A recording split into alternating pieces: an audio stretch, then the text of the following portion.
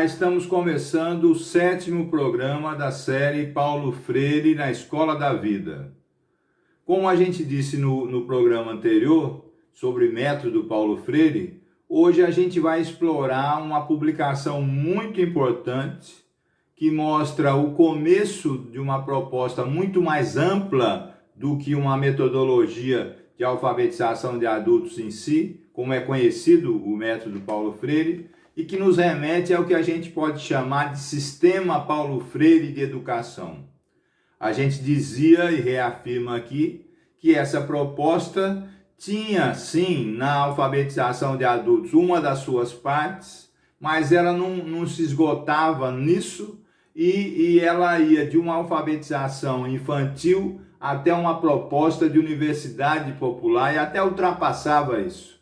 E nós vamos explorar isso nesse programa, né, a partir dos escritos de uma revista muito importante, a Revista de Estudos Universitários da Universidade do Recife, né, que foi publicada entre abril e junho de 1963. E que lá tinha várias partes, uma do Paulo Freire, outra do Jarbas Maciel e de outros colaboradores, ou seja, aqueles componentes, não é, do Serviço de Extensão Cultural da Universidade do Recife.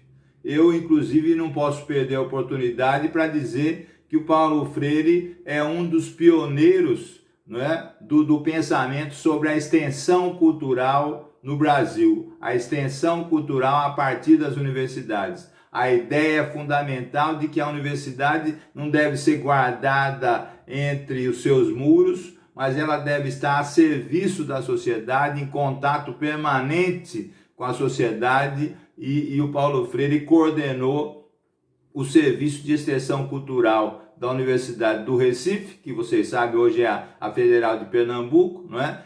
E lá surgiu toda essa proposta que eu gostaria de colocar aqui para vocês, não é? Então essa proposta, repito, tinha sim na alfabetização de adultos, não se falava muito de jovens e adultos, de alfabetização de adultos, né? Uma das suas partes que ficou conhecida como método Paulo Freire. Mas ela não se encerrava nessa proposta, ela tinha outras partes e é o que a gente vai explorar. A proposta começava numa primeira parte como alfabetização infantil. Não é? Era ainda naquele tempo uma coisa experimental, mas que já começava a ter uma concretização maior. Então, alfabetização infantil. A segunda parte das 6 partes dessa proposta mais ampla era justamente a alfabetização de adultos com aquilo que ficou conhecido como método Paulo Freire e que você conhece, não é? Que você conhece, é amplamente divulgada no Brasil e no mundo. Eu insisto que essa parte dessa proposta como um todo é tida como se fosse única e ela não é, não é? Ela foi parte de uma proposta mais ampla. Então, a primeira parte dessa proposta mais ampla, que a gente podia chamar de Sistema Paulo Freire de Educação como um todo, era a alfabetização infantil. A segunda parte, a alfabetização de adultos. A terceira parte, conduzida exatamente pela campanha de educação popular da Paraíba, não é? Nesse tempo, que chamou-se CEPLA, era uma ampliação dessa questão da alfabetização, não é? E eu vou aqui ler o que veio nesse artigo do Jarbas Maciel, presente nessa revista de estudos universitários, não é? Da Universidade do Recife, de 63. Veja só, olha como ele diz: a terceira etapa do sistema em fase atual do Serviço de Extensão Cultural, em experiência conduzida pela equipe da CEPLA, Campanha de Educação Popular da Paraíba, em João Pessoa, é o ciclo primário rápido, não é? Nesta etapa, uma vez alfabetizado, o adulto começará a ler pequenas antologias de textos reduzidos a universos vocabulares limitados e a estudar pequenos manuais de capacitação cívica sugeridos pela equipe da CEPLA, nos quais encontrarão noções básicas de legislação do trabalho, geografia econômica, não é? Sindicalismo, etc.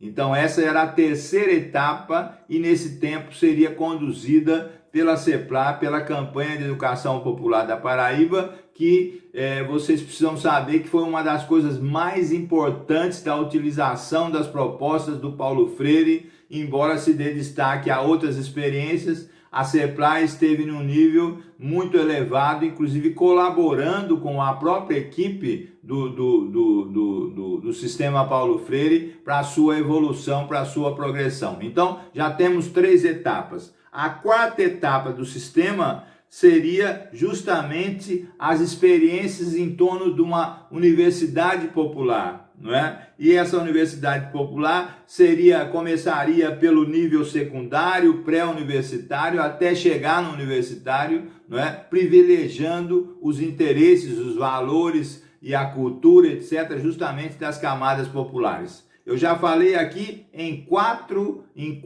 fases, vamos dizer, dessa proposta mais ampla, né? Alfabetização infantil, alfabetização de adultos, um ciclo primário rápido, depois os níveis secundários, pré-universitário e universitário, no que eles chamavam de universidade popular, teria ainda mais 2 ciclos, 2 partes, não é? A quinta parte seria justamente a formação dentro da universidade do que eles chamaram de Instituto de Ciências do Homem, da Universidade do Recife, não é? E que trabalharia todas as questões desse humanismo profundo arraigado nessa proposta, e além disso teria uma sexta parte, não é? A sexta parte que seria um centro de estudos internacionais da Universidade do Recife, numa proposta naquele tempo do seu condutor, do professor Chacon, não é? Que dirigia essa parte na universidade,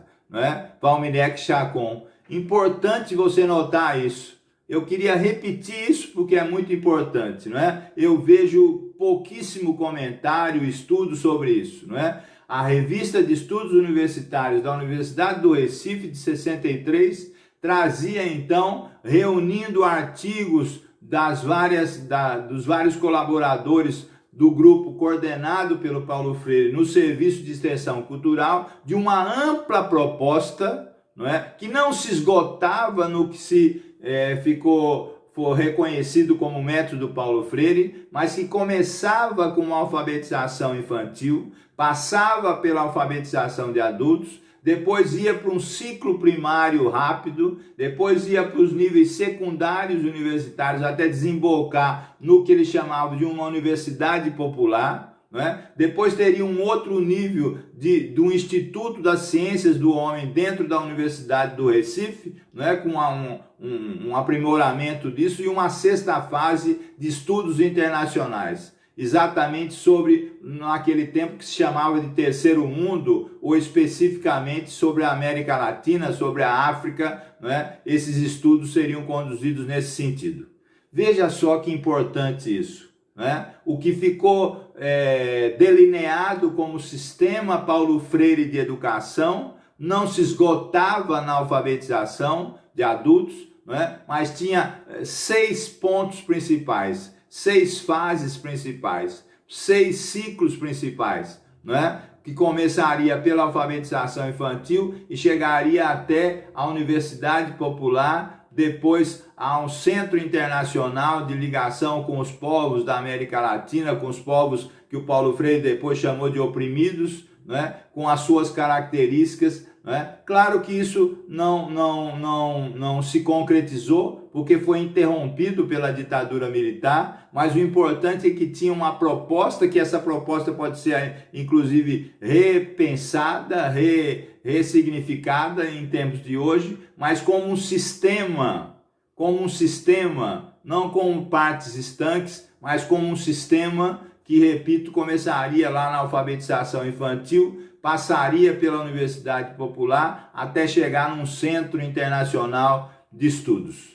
Veja como isso é interessante. Para quem quiser aprofundar, é só localizar a Revista de Estudos Universitários da Universidade do Recife, não é? De 1963 e que vai ter aí uma amplitude maior, não é? Eu agradeço mais uma vez o acompanhamento desse vídeo, convido todos e todas para o vídeo seguinte, né? Lembrando sempre que ao mesmo tempo que a gente está desenvolvendo o Paulo Freire na Escola da Vida, a gente recomenda para você, quando quiser aprofundar, os 30 vídeos do programa Paulo Freire Vivo, que a gente também fez pela TV universitária e tudo está disponível no YouTube, não é? E até a próxima, a gente se encontra para continuar essas colocações.